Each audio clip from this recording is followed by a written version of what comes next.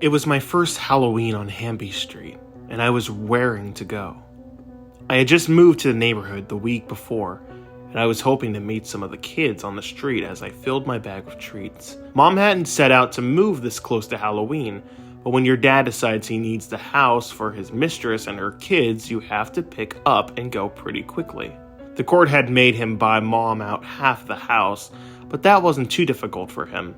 We had found a very nice house on Hambury Street, a street packed with families and little cracker box houses, but unpacking hadn't left me a lot of time to make friends. Now, standing on the front stoop in my homemade ghost costume, I was ready to find some friends. The costume had been made last minute. My mom had honestly forgotten about it in the move, and when I had reminded her an hour ago, she had realized there was no time to buy one. Hunting around, she found some old sheets and cut a couple of eye holes in one to make a classic ghost costume. It looked kinda lame next to the superheroes and cartoon characters that were tromping up and down the street, but I liked it. It reminded me of Charlie Brown from the storybook I had on my bookcase. And as I set out, I wondered if someone might actually give me a rock. I didn't get a rock, but I did get a lot of looks from those around me. I'd expected some laughs, maybe some questions about why I didn't have a real costume, but what I got was something between fear and scorn. People stepped out of my way, the adults looked down at me with disbelief, and a lot of kids looked scared. I had to look at the front of the sheet a couple of times to make sure they weren't stained or something. No one wanted to talk to me. Most of the children turned away from me, and the people at the houses refused to give me candy. They slammed the door in my face almost immediately, and some of them telling me that I should be ashamed of myself before doing it. That's how I came to be sitting on the sidewalk, trying not to cry and wondering why I had bothered to come at all. I had met no one. I had made zero friends, and I felt like I should have just gone home an hour ago. So when the group of other kids in ghost costumes walked down the street, they were pretty easy to spot. There were 5 of them, their ghost costumes looking dirty and ragged, and as they walked like a line of spooky ducklings, the crowd parted for them as well. They didn't stop at any of the houses, they didn't speak to anyone. They just kept making their way up the street like an arrow fired from a bow. I felt drawn to follow them for some reason, and to this day I can't say why. Maybe I felt some kind of kinship. Maybe it was the way people treated them, but regardless, I got up and ran to catch them. My shoes slapping on the concrete as I went, the other kids watched me go with genuine concern, but I didn't care much. These kids seemed to have made the same mistake I had, and it seemed like it was better to be an outcast as a group than alone. "Hey, wait up!" I called, the 5 ghosts utterly ignoring me as we went along. We walked in our now 6-ghost line, and I began attempting to make conversation with them. They looked to be about my age, or at least my height, and they all carried brightly colored candy bags that were in the same sorry shape as their costumes. They were mud-spattered and ripped in places, and the kid in front of me had shoes with a sole coming loose. His left sole slapped at the pavement, going whap, whap, whap, and I wondered what sort of costumes these were. Are they some kind of zombie ghosts or something? Next to my clean white sheet, they looked downright grimy, and I had wondered why their parents had let them leave the house like this. "Where are we going?" I finally asked, all of them leaving my neighborhood as we turned a corner and headed into the less crowded street. I promised my mom I wouldn't go too far, and I don't know the streets real well." They ignored me, but I wouldn't have long to wonder. I had seen the house before, Mom and I staring at it as we'd driven into town. It stood out, the grass long and the fence ragged, but the house was the centerpiece of the unkept space. It had probably once been a very nice 1-story house, but it looked like someone had pelted it with eggs or dirt or both, and the owner hadn't bothered to clean it off. The windows were boarded up and the shingles hung raggedy from the roof. And someone had spray painted "Killer" across the garage door in big red letters. It was impossible not to notice, and I realized too late that it was our destination. "Are we trick-or-treating there?" I don't even think anyone lives there." They didn't say anything, but I realized I was wrong a few minutes later. I could see a light peeking from a crack in one of the boarded-up windows, and as the ghost arrived on the sidewalk, it was suddenly covered by a shadow. The ghost did not approach the house. They didn't even come off the sidewalk. They just stood there, bags in hand, and stared at the house. The shadow moved away from the opening a few times, but it always came back in a short order. It was a fitful thing moving away, only to come back quicker and quicker to check that the ghosts were still there.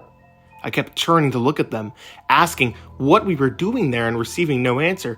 The ghost kids just stood there and stared, boring into the house with their dark circle eyes. And I think that was when I really got a good look at them. Their sheets weren't just grimy. They were covered in muddy tracks. Some of the stains looked like they could be blood.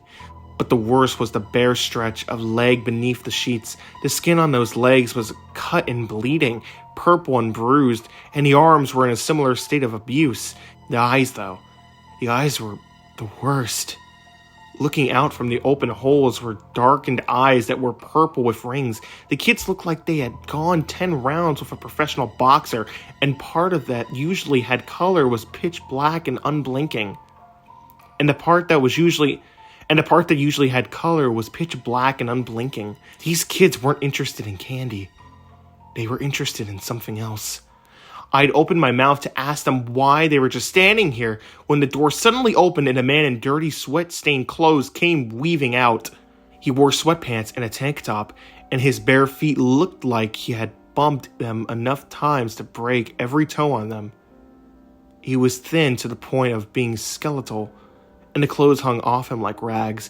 I had worried at first that he might be drunk, weaving and pivoting across the yard, but the closer he got, the more I came to understand that he was stone sober. He wasn't stumbling, he was afraid, and it took everything he had to approach the ghost kids. "What do you want?" he stammered, his foot catching on something in the tall grass. "Why do you torment me?" The grass was so tall that you could hear the dry husk scraping across his pants. But if it bothered him or the 5 other little ghosts, it never showed. "Haven't I suffered enough? The town won't let me forget, my ex-wife won't let me forget, and now you return every Halloween just to remind me of my mistake. Why? Why? Just leave me alone! Haven't I suffered enough?" He stumbled again, his foot catching hard this time, and when he bumped into me, he barely missed being knocked down. That's when he seemed to realize that I was something else. He looked at me in disbelief, but it quickly turned into rage. He lunged forward, grabbing me and shaking me as I tried to articulate something, anything that would make him stop. He was hurting me, my head snapping back and forth as he shook, and I couldn't make a sound as he tried to shake me to death. You aren't one of them! There are only 5 of them, but there's always been 5 of them. Why are you here? Why are you tormenting me? Why you? Something hit him in the face, and he fell back into the grass and cluttered at his cheek. Something wet and sticky rolled down his neck, and I had a moment of fear as I wondered if it might have been his eye. It wasn't. I saw what it was when he pulled his hand away, but then a second one hit him.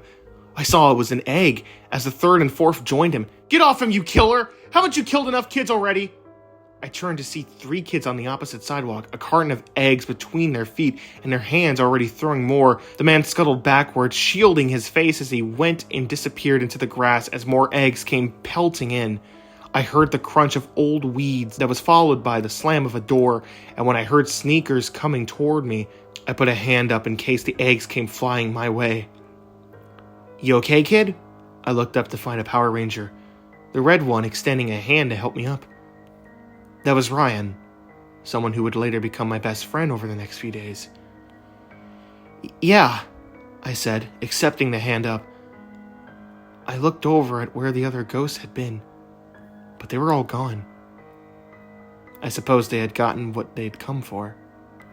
"Well, let me help you up with that," he said, taking the sheet off and folding it a little as he draped it around me. After a few minutes of fussing with it, his friends coming over to help, he had made a halfway decent toga out of it. His friends, soon to be my friends, Rob and Patrick, agreed that it looked a lot better, though it clashed with their Power Ranger costumes badly. "You're the kid that just moved in on Hamby, right?" Ryan asked. "I'm Ryan, this is Patrick and Robert. Just Rob," he insisted as he waved. They invited me to come with them, chucking another dozen or so eggs at the house the man had scuttled back into. They didn't seem angry about it. They did it like it was an expected chore and almost seemed bored. They left the trash in the yard before picking up their bikes and walking back the way I'd come towards the happy sounds of our active street. "Why did you guys egg that house?" "His house, anyway," I asked. The four of us passing more kids on their way with eggs. "Did he do something to you?" I'd expected them to laugh or maybe act proud of what they had done, but they just shrugged. It was a look I sometimes saw on people who were voting or going about volunteer week. Bored, but certain of their actions, and it was something that was hard to make sense of at the age of 10. "We egg this house every year. Everyone does. No one likes Horace Jenkins, but especially not on Halloween." "Why?" I asked, still confused. "The same reason I bet no one has given you candy. No one wears ghost costumes. Not after what he did." But what did he do?" I said, starting to get aggravated. Brian turned like he was going to yell at me for being stupid, but seemed to remember I was new. It was probably about 15 years ago, way before we were born. Horace Jenkins was the owner of some company, something that was doing well around here, but it didn't make people like him. Horace Jenkins, from what my dad says, was a mean man. He didn't treat people right. He was rude, he didn't support the community, but he was rich, so people let him stay. However, on Halloween night, about 15 years ago, I think, he was coming home drunk from a party or something. He had been out with a rich friend of his, and he ran over 5 kids in ghost costumes. It was all over the news. People knew he did it.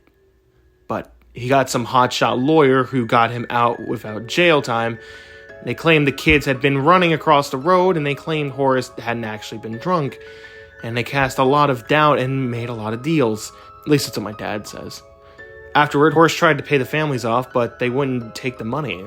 No one in town would. No one in town would take his money. No one would work for his company, and he lost all his money, and then his wife left him. She took his house, his cars, his kids, and he was left with that little house and not much else. The people here let him live in that house, but they let him know that we haven't forgotten. After that accident, it was considered kind of disrespectful to wear ghost costumes anymore. That's why no one does it. They didn't know you were the new kid on the block. They just thought you were being mean. Now you know better. Yeah, Caesar? Caesar became my nickname after that. And my makeshift toga got me a lot of candy before the streetlights went out. I spent time afterward trading candy with my new friends and promising to see them at school the next day. I still live in that town, some 20 years later, and it's still considered a tradition to go egg Horace Jenkins' house, an old codger of 79, and I've realized that the town keeps him around as a warning. Working for the bank, I've come to find out that Horace Jenkins has no money, no assets, not a penny to his name, but his taxes are paid. His power and water bills are paid, and food is left on his doorstep once a week to sustain him. It's nothing gourmet, the basics are good enough for him, but it keeps him alive and living in a house that is slowly rotting around him. Once a year, someone cuts the grass, once a year, someone spray paints killer on the garage door, and once a year, we all throw eggs and Thor clods at his house to remind him that he tried to cheat his way out of 5 lives. The law may have exonerated him, but the town does not forget, and it doesn't forgive. Sometimes when my friends and I throw our eggs at that sagging wreck, I think I see 5 little ghosts on the sidewalk, staring at the house of the man who murdered them. Sometimes while I throw my eggs at this temple of hatred, I wish Horrid Jenkins would live 1,000 years. Then I remember that those ghost kids will be waiting for him. And that brings me some comfort.